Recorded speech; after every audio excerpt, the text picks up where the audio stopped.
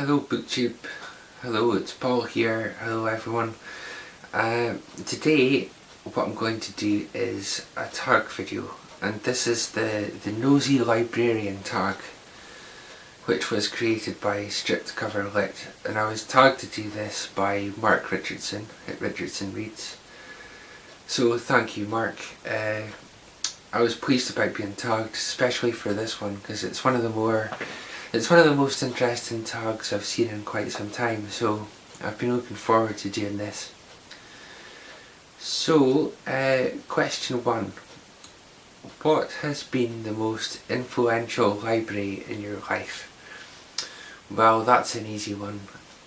I spent most of my life in a town called Elgin, which is about 10 miles from here. And the library Elgin Library used to be in a big kind of mansion style house in the middle of the public park, and I used to love going there as a kid. I just loved being in the building, I loved being surrounded by the books. And then they weren't able to use that building anymore, and it moved to another place, which was again an old building, but they built a massive new building attached to it. And it just so happened at the time I was working for a building company. I was doing some plumbing training, and which didn't work out, but that's another story. But so I had a small hand and I saw how it was being built. So it came into my life in that way. And then maybe 20 years later I found myself actually working in Elgin Library now as an assistant and a driver, so which makes absolutely delighted to be working there. In fact, I take a cut in pay in order to work there, so yeah, Elgin Library at various stages has had a huge influence in my life. So that's question 1. Question 2. Honest assessment. What will they title your biography? Well, I know it's not very original, but it would probably be something like Never Give Up or Keep Going, something like that. The third question. What is the story from your life that you hope your librarian never finds out? Well, if you'll allow me, I'm going to answer that in a slightly off-centre way, because I've had quite a varied life. I've worked in a lot of different environments. I've been around lots of different kinds of people, and ever since I've worked in the library, what was noticeable to me straight away is that the people there honestly are some of the kindest, most understanding, patient people that I've ever met in my life. And I have to say that, if there was any skeletons in the closet, and I'm not admitting to anything here, they would probably be the group of people that would be most likely to be understanding. That's my experience. It may be different other places, but the people I've come across working in libraries tend to be, thoughtful, understanding, patient people. So if you did have a skeleton in the closet and you wanted to get it off your chest, you could do worse than talk to a librarian. We're also very very modest and can keep a secret. So number 4. What is your favourite word? Well, I'm going to cut away for this one. So there is my favourite word at the moment is hoodwink, commonly appearing in those old novels of a couple of 100 years ago. And I don't know, I just really enjoy that word. It makes me smile when it crops up. To deceive or trick. Hoodwink. Great word.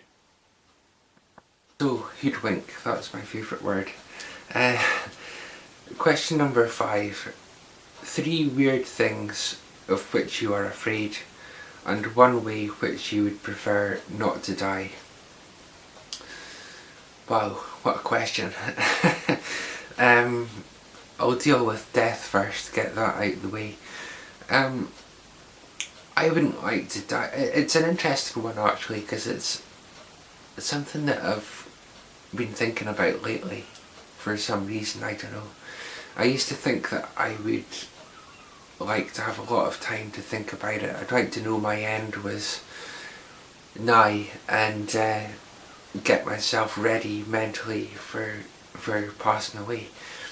But now I think that, so that's what I don't want. I don't want too much time to think about it. I'd like it just to happen in a moment, no pain, just to be here 1 second, gone the next. And then hopefully, if there's any luck in the world, I would a few moments later discover that there is in fact an afterlife, and Peter would be at the gates and say, "Mr. Kennedy, we've been expecting you, come on in," and we watch your booktube videos all the time, but something tells me that's quite unlikely, but we live in hope. So the part of the question, 3 weird things of which you are afraid. Well, I don't really like the word weird, but 3 things that I'm afraid of. Well, I do suffer quite a bit with social anxiety. I am not good at social gatherings, whether it's a party or a group of people, unless I know them incredibly well.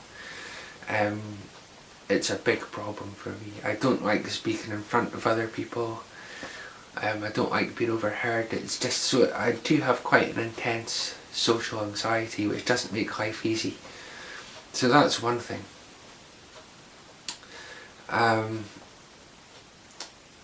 Quite a common phobia as well. I am scared of anything with more than 3 or 4 legs that crawls.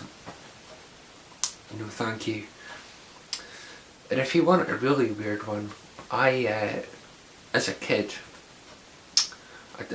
I'm sure some of you have seen the old movie Splash about the mermaid. I think it was Daryl Hannah, possibly, that starred in that. But as a kid, I must have been about 9 or 10, there was a scene with the mermaid in a bath, and I just completely freaked out at that. I mean, I was inconsolable. The TV had to be switched off, and I don't know what it was that spooked me, but I had a big reaction to that. Come to think of it, I had a similar reaction to the black and white TV version of The Incredible Hulk, starring Lou Ferrigno, is that how you pronounce his name? Whew, that freaked me out in a big way. But anyway, moving on. Your favourite, question number 6, your favourite book as a grade schooler. Well, the one that I remember most is Danny, Champion of the World by Roald Dahl. That was the first book that I remember, feeling a great sense of achievement. I'd read a book all by myself and that was it. And the story sticks with me, and I think there's better stories by Roald Dahl, but that one was my first proper book that I read.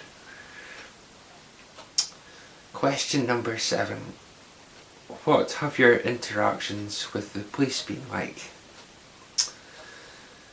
I have a feeling that the strip cover lit want us to reveal our secrets here.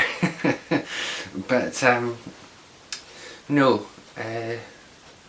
Well, I did go through a phase of breaking and entering and burglary, and at that stage the police seemed a bit serious and uptight to me. But no, joking aside, I am only joking. Before you unsubscribe me, please don't do that. I'm sensitive that way. But no, before starting at the library a couple of years ago, I worked for 10 years in security, and so I had various interactions with the police now and then, which were always positive. I've been pulled over for the odd minor motoring offence, you know, a light out or something like that. I am a careful driver, but you know, that kind of thing. And my brother's in the police.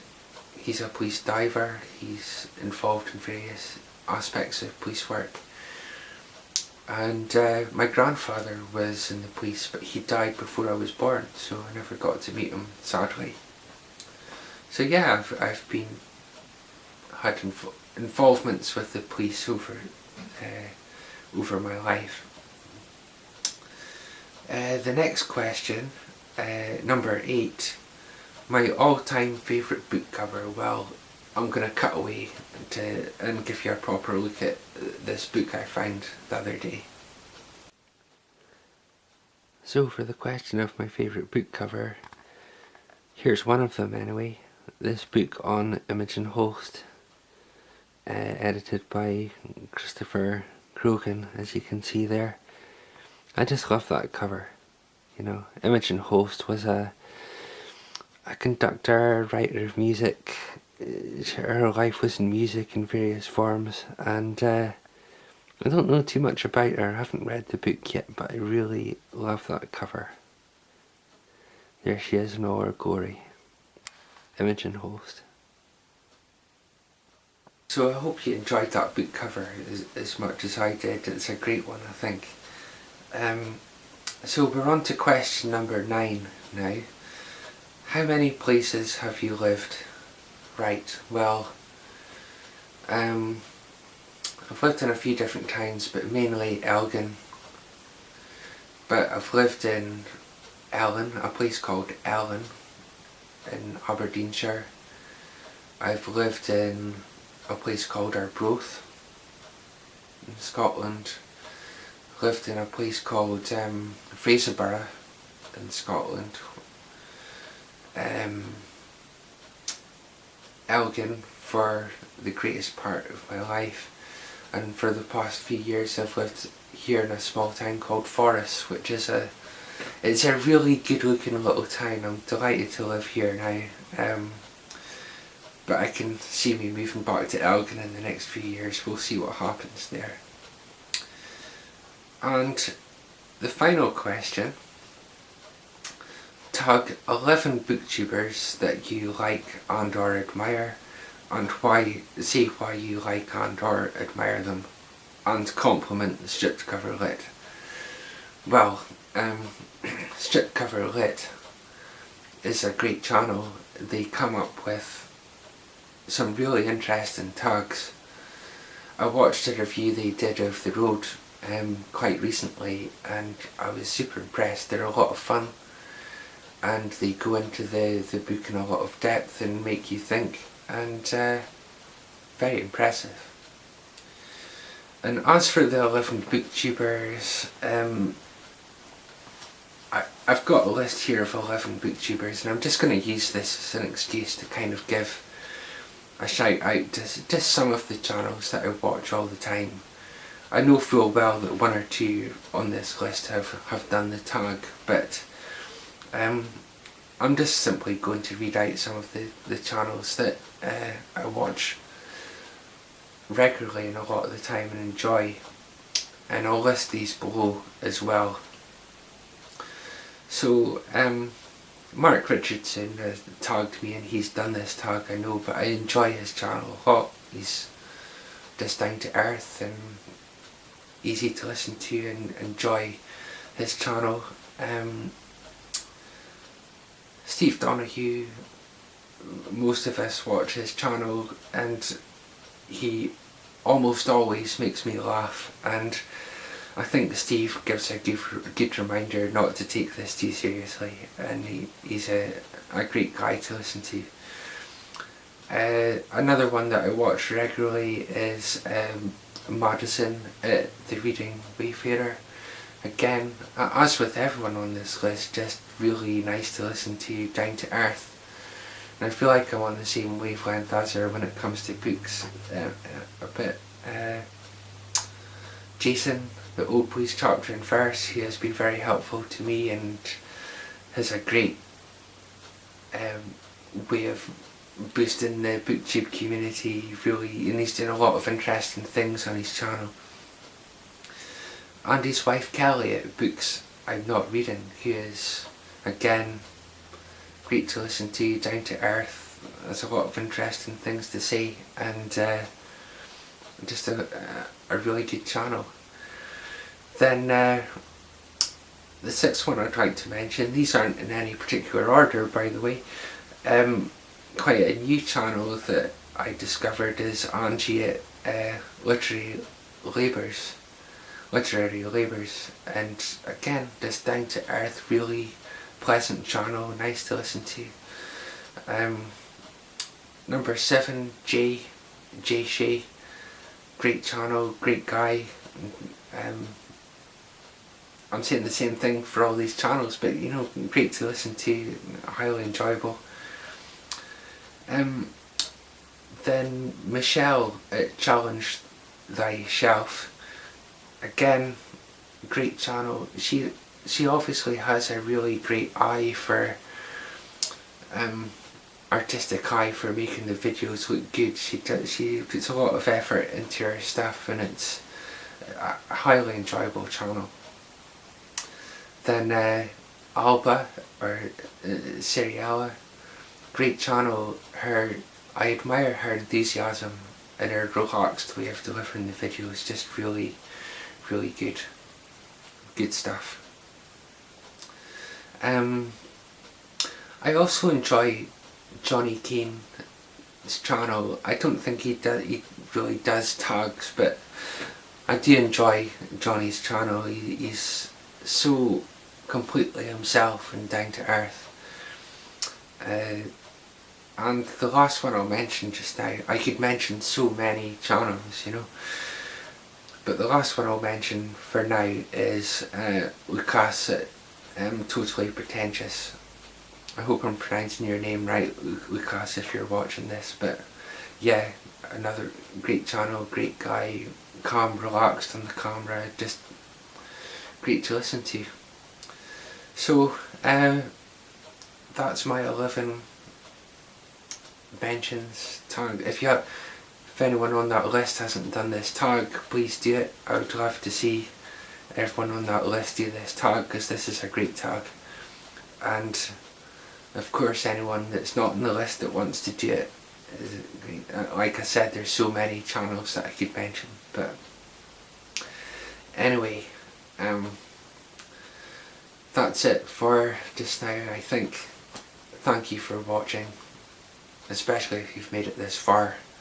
If you have made it this far, you can be sure that your powers of endurance are completely up to scratch. So yeah, that's it. Feel free to get in touch. Thanks for watching. Take care wherever you are. I hope things are good, and bye for now.